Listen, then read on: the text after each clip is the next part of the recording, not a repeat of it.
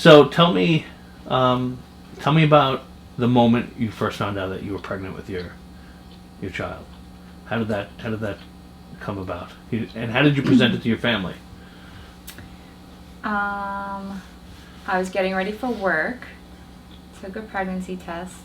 Mike was playing PlayStation. And I walked in here and I told him he needed to stop playing PlayStation. He said he couldn't stop because he was playing live. And I said it was an emergency. And he said, "You just tell me what it is if it's an emergency." And then I said, "I'm pregnant." Very romantic story. Our stories got better and better. Yeah, very. Yep. Did you stop playing at that moment? I believe so.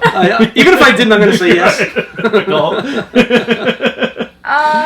Yeah, I don't even remember after that. Like we hugged, we took a picture, and then I went to work.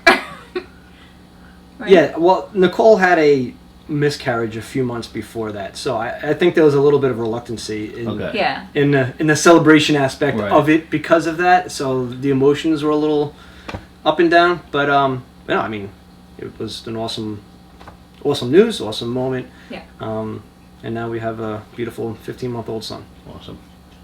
And the pregnancy obviously went well, and yes. And then you had Michael. Mm-hmm. And can you tell me a little bit about what led up to the cancer, finding out about cancer? How did that happen? Yeah, I mean, like, I complained a couple times during my pregnancy. So I was diagnosed on June 6th of 2018 at 28, 5 weeks after giving birth to Michael. And I was told that, like, the maximum time that cancer was in there was about, like, 6 to 8 months. So pretty much my entire pregnancy. And I had complained, like, a couple times about things that were just abnormal, and everyone chalked it up to just being pregnancy related. And I was persistent after delivery, and actually quite annoying.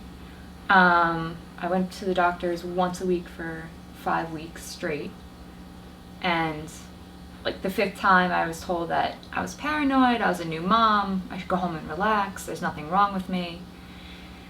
I was still annoying, weaseled my way into another doctor's office, and within 3 days we were diagnosed with, at this point, stage 2, triple negative breast cancer, which is non-related to pregnancy, but actually pregnancy-related breast cancer is very common. Oh. Yeah.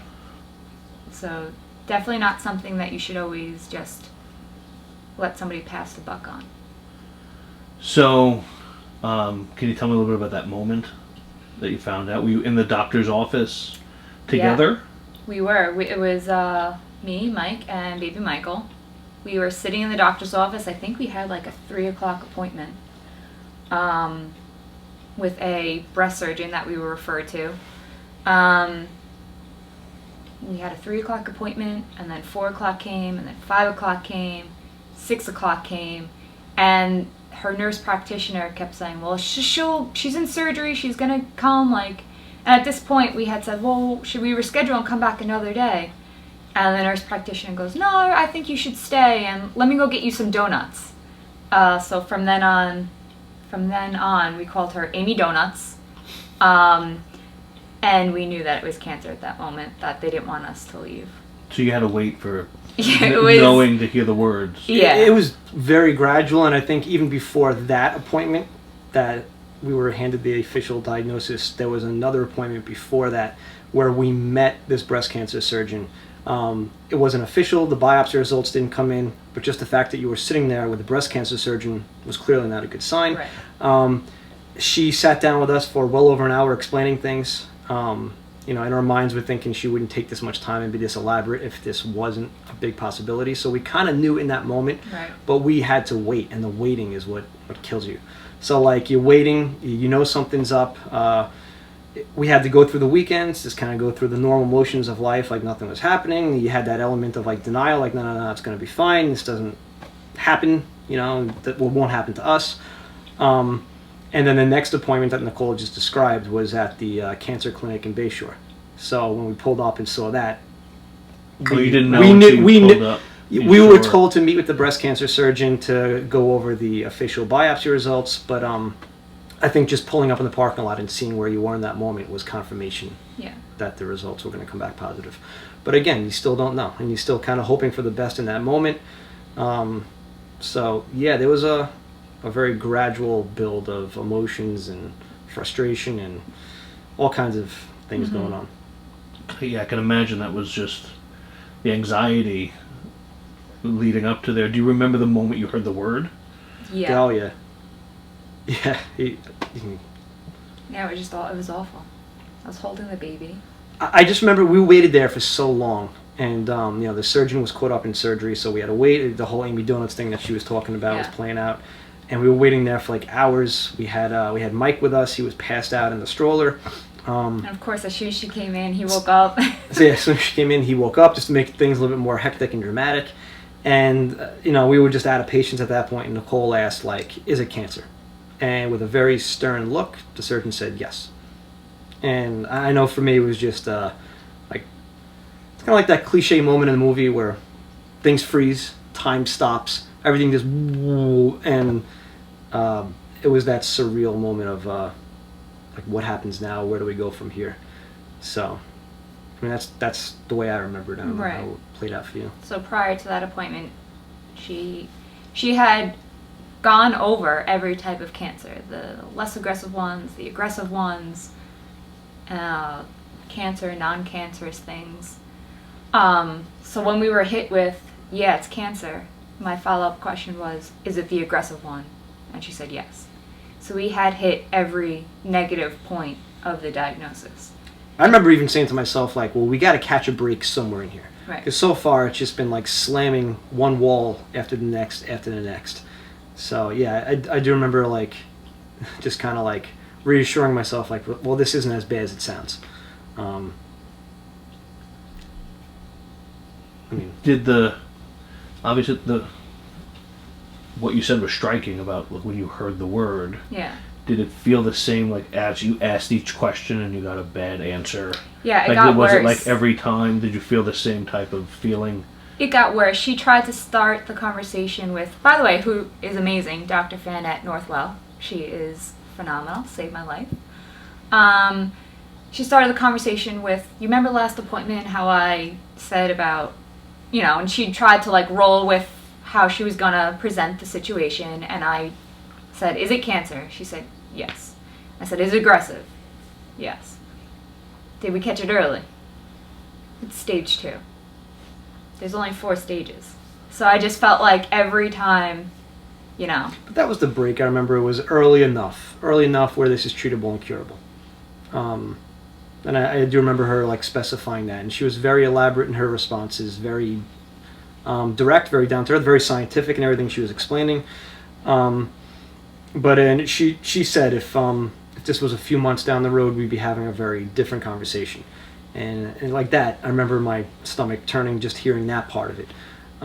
But there was reassurance, I think, in that moment that it was caught early enough where treatable and curable. So I think if there was anything to cling on to in that moment, that was the bit of news. So. Yep. So your son saved your life. He did. Yeah. And to think, I've had, going back to work when, kind of some of the smoke cleared for me, I know a lot of people were asking, and I found myself telling this story. And almost every time, the assumption was, well, this is a pregnancy-related cancer. And the answer, like Nicole said, is no. It's non-hormonal. It had nothing to do with the pregnancy. She found it nursing the baby. She found it because of the baby, but the cancer and the pregnancy were totally coincidental. Which is pretty crazy to think about, the timing of the way things work out. It was the best and worst time of my life in the same time span. I think you have this new baby, Yeah. and it's this wonderful, emotional, incredible moment, and obviously, and you have a little extra admiration for him because he saved your life, sure. Yeah. right? Yeah. But you don't want to set the bar too high for the kid either. It's like, hey, welcome to the world. You're a superhero. So yeah. Can you talk a little bit about the emotion of like the happiness of having this new child and also having this terrifying news? Yeah, it was terrible. I definitely got stripped of new motherhood. It was really hard. Every time I looked at him, I cried for, I think, probably a couple months. It was hard to even just look at the baby without crying. Obviously, out of love. Just because I was scared that I wasn't going to make it and he was going to grow up without me. It was just hard. And then, I had surgery fairly quickly within 4 weeks of being diagnosed. It was like 3.5 weeks. So at that point, the baby was barely 8 weeks old, right? 8 weeks, 9 weeks old. And then I couldn't hold him for 2 months straight. So then, I had 5 weeks of just trying to figure out what was wrong with me, trying to take care of a newborn. My husband was back at work. Then I got ready for surgery. Oh, well, I got diagnosed, then got ready for surgery, and then I watched other people take care of my child, like being unable to help, unable to hold him, feed him, change him. It was very hard, very, very hard. So.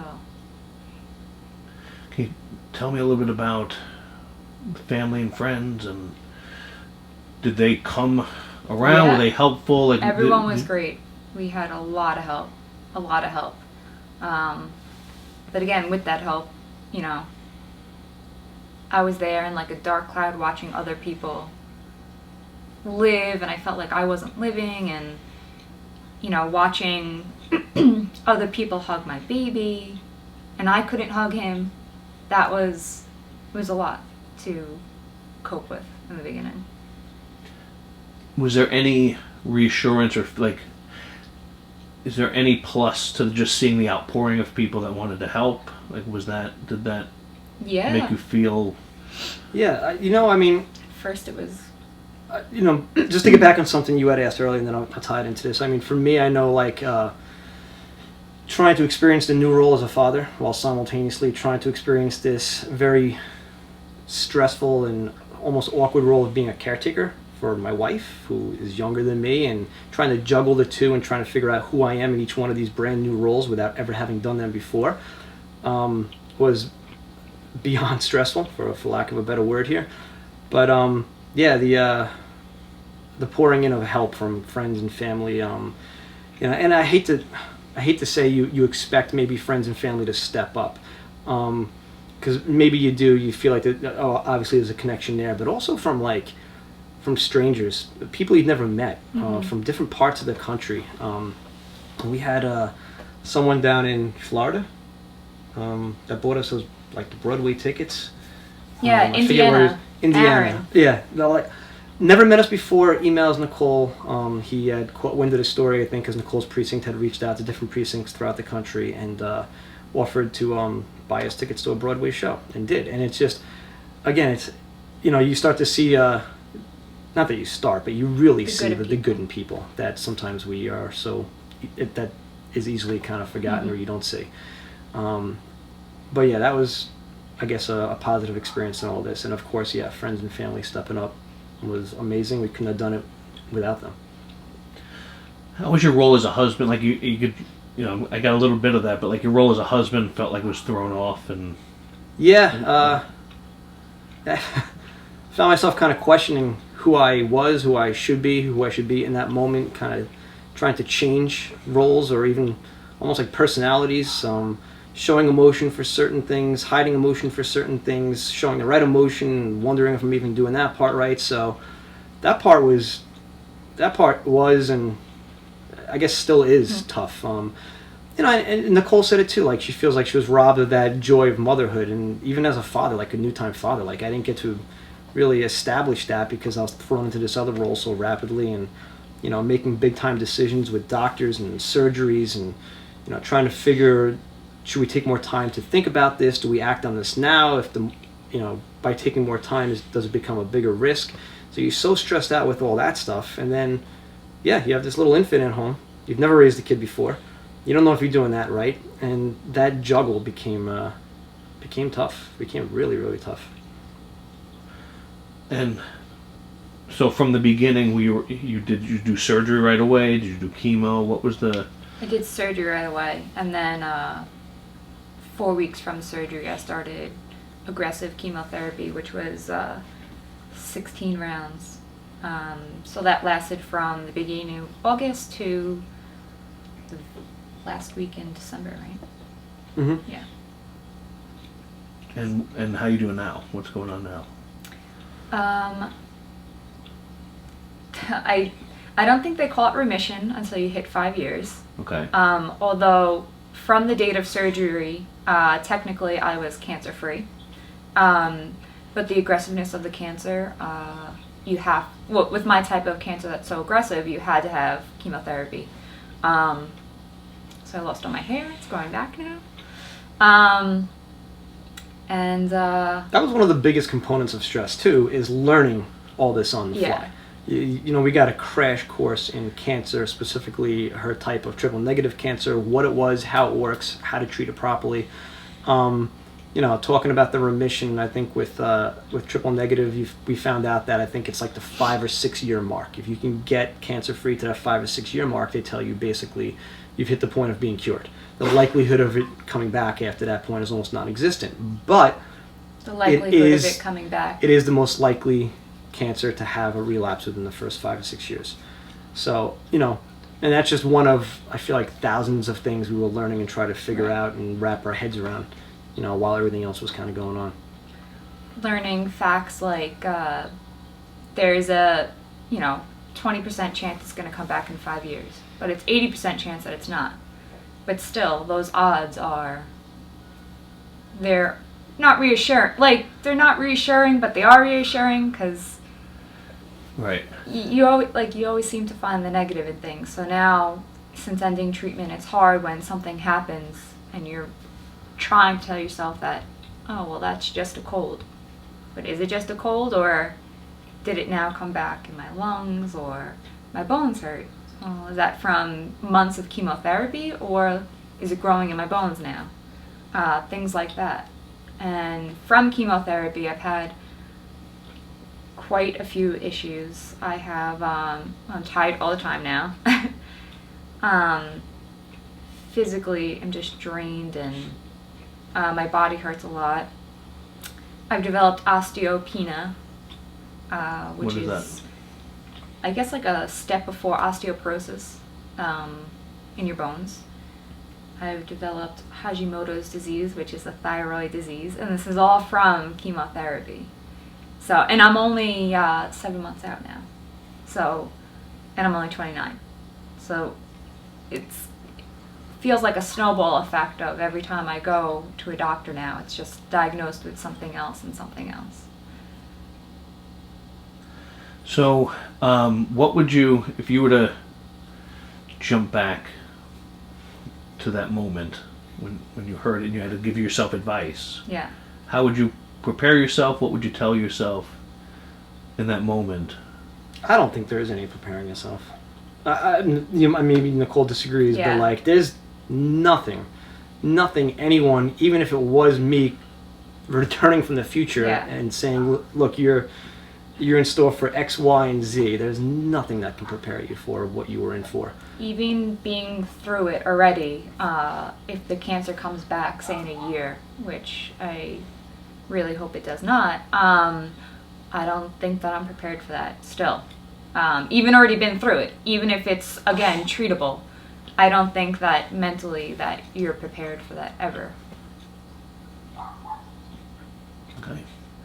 All right. So you were only the doctor said 3 months away from a different type of diagnosis, right? So Weeks, I would say. weeks. So it's really important Yeah. that you get checked the moment, at every possibility Yeah, that if you can. any advice I could give is just to be as annoying as possible. It's your health, it's your health care. If you don't like the answer, pursue it, because if I would have listened to that same doctor, I wouldn't be here right now. The survival rate without treatment for triple negative is months of,